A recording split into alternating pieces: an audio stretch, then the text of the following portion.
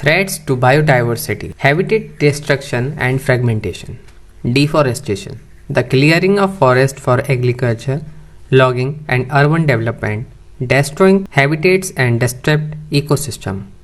Deforestation की वजह से बायोडाइवर्सिटी जो है डिस्टर्ब हो रही है, डिस्ट्रॉय हो रही है। नेक्स्ट हमारा urbanisation, expansion of cities, expense करने के लिए, सिटीज़ को बड़ा करने के लिए, और infrastructure fragment, natural habitats, isolation population and reducing available space for wild life. जितनी ज़्यादा सिटीज़ बढ़ाई जाती हैं एक्सपेंड करने के लिए, एरिया बड़ा करने के लिए, जिससे ज़्यादा से ज़्यादा लगे उस एरिया में, उस सिटी में रह सकें। इस वजह से रिड्यूस हो रहा है एरिया किसका, वाइल्ड लाइफ का। जितना एरिया ह्यूमन लाइफ के लिए बड़ा होगा उतना ही वाइल्ड एनिमल के लिए वो कम होता जा रहा है। तो ये भी जो है थ्रेट्स ऑफ बायोडाइवर्सिटी में आता है। Pollution, air, water and soil. Air pollution, emission from industrial process, जैसे कि एयर पॉल्यूशन में क्या होता है, इंडस्ट्री से जो पॉल्यूशन होता है, व्हीकल्स का पॉल्यूशन और अदर हार्मफुल पॉल्यूशन हुए। एयर पॉल्यूशन में जैसे हमारा CFC यूज होता था फ्रिज वगैरह में, इस चीज़ को रोका गया। इसकी वजह से ओजोन में जो है नुकसान हो रहा था, उसको दूर करा गया है। एयर पोल्यूशन में जो व्हीकल्स का पोल्यूशन होता है, ये सभी चीज़ आती हैं। Water pollution, discharge of pollution into rivers, lakes and ocean, negatively impact aquatic life and ecosystem. जो खराब पानी को रिवर में, लेक में, ओशियन में डाला जाता है, इसकी वजह से नेगेटिव इम्पैक्ट पड़ता है एक्वेटिक लाइफ में और इकोसिस्टम में।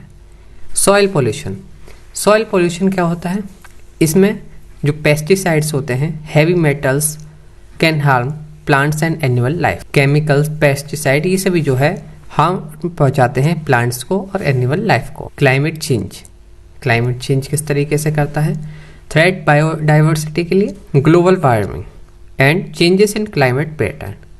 ग्लोबल वार्मिंग की वजह से और चेंज होना क्लाइमेट पैटर्न, ये इफेक्ट डालता है इकोसिस्टम और डिस्टर्ब कर देता है distribution and behaviour of species, leading to shift in biodiversity. Rising temperature बढ़ने की वजह से, सी लेवल बढ़ने की वजह से, एक्सट्रीम वेदर इवेंट की वजह से, ये सभी जो है इफेक्ट डालते हैं बायोडाइवर्सिटी पर। Over exploitation, over harvesting of plants and animals for commercial, recreational and substance purpose can lead to population decline and even extinction.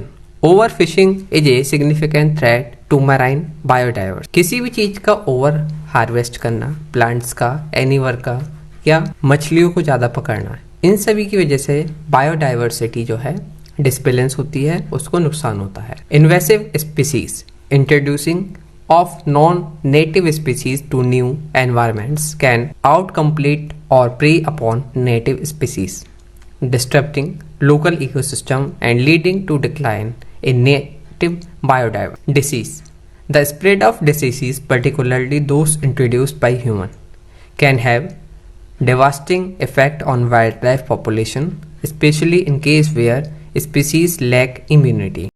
Poaching and illegal trade, illegal hunting, जैसे कि इलीगल हंटिंग होती है, illegal trade होता है wild life का, इन सभी चीज़ से जो है बायोडाइवर्सिटी को खतरा है। इसमें इंक्लूड होता है स्पीसीज का थ्रेट करना, extension can have severe impact on population and ecosystem, ये सभी चीज़ इकोसिस्टम पर इफेक्ट डालती हैं। Human population growth and resource consumption, जैसे कि ह्यूमन पॉपुलेशन जो है ग्रोथ हुई है, इसकी वजह से ज़्यादा प्रेशर पड़ा है इकोसिस्टम पर और बायोडाइवर्सिटी पर। ये सभी चीज़ जो है इफेक्ट डालती हैं बायोडाइवर्सिटी पर, इसलिए ये सभी चीज़ हमारे आती हैं थ्रेट्स टू बायोडाइवर्सिटी।